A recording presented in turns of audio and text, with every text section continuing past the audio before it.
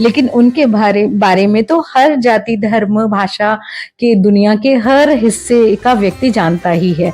और आप सभी को प्रणाम निवेदित करती हूँ। और ये देखिए, यात्रा करते करते तिरुवन्नामलाई से मैं आ पहुंची हूँ रामेश्वरम।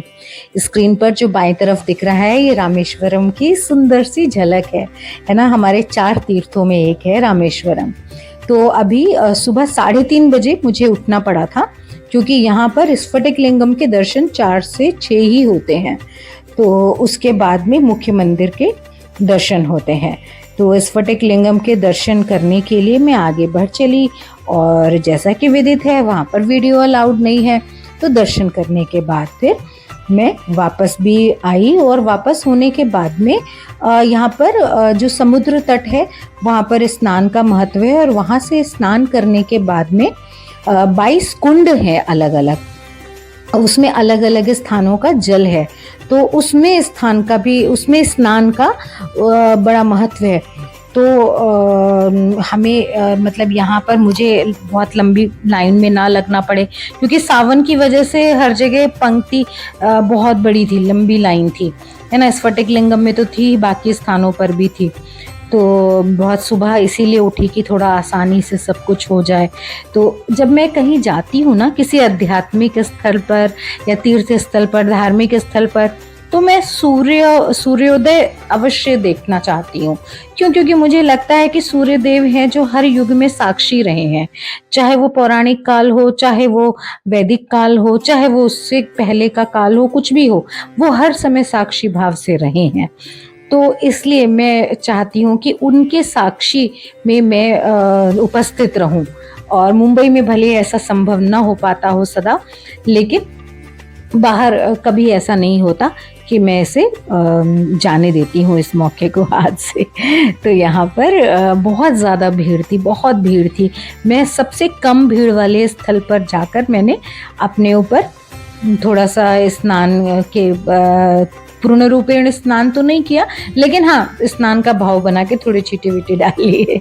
और उसके बाद में बढ़ चली पुनः दोबारा मंदिर की तरफ, क्योंकि सुबह तो स्फटिक लिंगम के दर्शन किए थे, इस समय मुख्य मंदिर के दर्शनों के लिए आगे बढ़ी। तो उसके लिए पहले जो 22 कुंड थे उसमें स्नान किया, है ना। तो मुझे बहुत अच्छा गाइड भैया मिल गए थे, कालीश्वर नाम है। तो वहाँ पे उन्होंने पैसे बहुत जेन्युइन लिए, और वो जेन्युइन चार्ज के बाद वो जो 4 घंटे की लाइन थी ना, उन्होंने हर जगह कह के आधे घंटे में वहाँ पे कुंडों में स्नान भी संभव हो गया उनके कारण, और वीवीआईपी दर्शन भी बहुत अच्छे हो गए। तो मैं जहाँ जाती हूँ कोई ना कोई परिचय निकल ही आता है। मुझे ऐसा लगता है कि दुनिया भर में ना मेरे भाइयों की कमी नहीं है। बहरहाल, तो यहाँ पर बहुत अच्छे से स्नान, एक कुंड ये देखिए आप लोगों के सामने है। यहाँ पर वीडियो बना पाई थी इसलिए मैंने बना लिया था, बाकी हर स्थान पर वीडियो बनाना संभव नहीं था। ये देखिए कुछ कुंडों के लिए यहाँ भी पंक्ति लगी, और ये देखिए नहाई धोई मैं, क्योंकि सर पे कुएं से, कुंड से बाल्टी में पानी निकाल कर ऊपर से डालते हैं। तो जो वीवीआईपी दर्शन होते हैं वहाँ पे अलग से ऐसा करते, बाकी भीड़ में सबके ऊपर चिट्टे पड़ जाते हैं।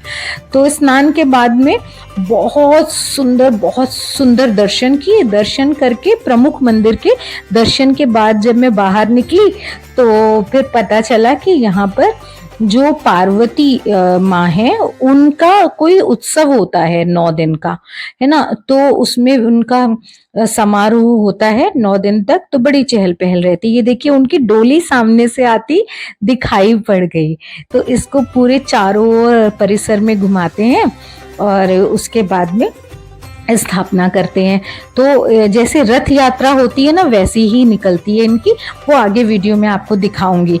तो ये भी मेरा सौभाग्य था कि मुझे उसके दर्शनों का लाभ मिल गया।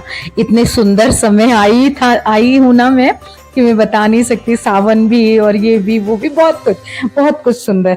तो आने के बाद में ये देखिए माँ का रथ निकल रहा है ना, पार्वती माँ का।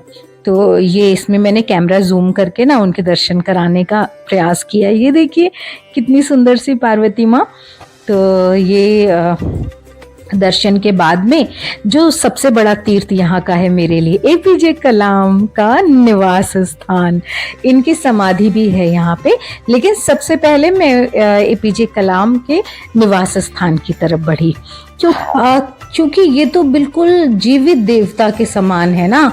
इन्होंने तो हमें भारतीय होने का गर्व का जो अनुभव होता है ना, कि हमने भी कुछ दिया है दुनिया को, तो ऐसे लोगों में एक है। विवेकानंद हुए, चाहे जिस इससे पहले मैं रमन्ना ऋषि के महर्षि के आश्रम में रुकी थी, तो ये लोग ही हैं जो जीवित देवता हैं, है ना। जैसे मेरे स्वयं के गुरुदेव पंडित श्री राम शर्मा आचार्य, है ना। और तो यहाँ पर आना तो सबसे परम आवश्यक था। तो सब कुछ करके बहुत प्रसन्न चित्त मुद्रा में मैं आई, और जहां तक हो सकता था मैंने वीडियो बनाया। ऊपर जाके सब कुछ उस गैलरी को देखा, एग्जीबिशन को देखा, और फिर वापस भी आ गई। वहाँ पे यहाँ पे ये उनका घर है, समाधि इसके आगे अभी मैं आपको दिखाऊंगी। इसमें उनसे संबंधित बहुत सारी चीज़ें, उनकी एग्जीबिशन है, उनकी किताबें भी हैं जो हम लोग खरीद सकते हैं, अलग अलग भाषाओं में हैं। और देखिए कितनी सादगी सरलता के साथ वो रहे सदा। उनके बारे में कुछ भी बताने की आवश्यकता ही नहीं है, क्योंकि दुनिया में ऐसा कौन होगा जो उनको नहीं जानता होगा, है ना। हो सकता है एक बार रामेश्वरम के बारे में लोग न जानते हो, लेकिन उनके बारे में तो हर जाति धर्म भाषा के दुनिया के हर हिस्से का व्यक्ति जानता ही है। और ये देखिए ये आ गई उनकी समाधि। तो यहाँ अंदर मोबाइल ले जाना अलाउड नहीं था, तो बाहर ही मैंने ड्राइवर से अपना छोटा सा क्लिप बनवाया, समाधि की छोटी सी क्लिप ली, और फिर मैं अंदर दर्शन करने चली गई।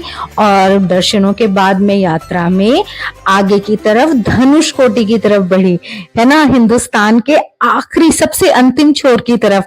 तो अगला ब्लॉग देखना ना भूलें। धन्यवाद।